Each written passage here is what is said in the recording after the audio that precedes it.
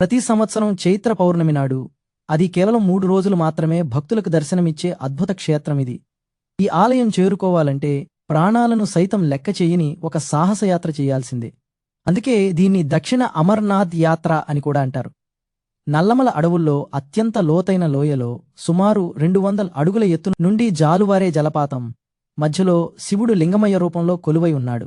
ప్రకృతి సిద్ధంగా ఏర్పడిన ఈ గుహాలయంలో స్వామివాడు దర్శనమిస్తాడు.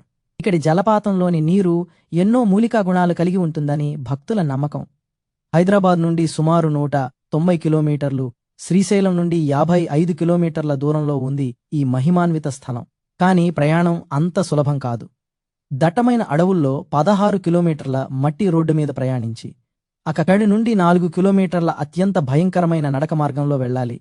లోతైన లోయల్లోకి దిగుతూ సాగే ఈ ప్రయాణం అడుగుడుగునా ఒక సవాలే.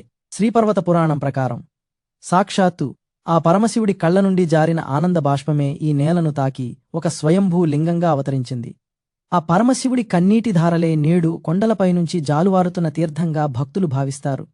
ఆ గుహలో కొలువైన లింగమయ్యను చూస్తే సర్వపాపాలు తొలగిపోతాయని ప్రతీతి.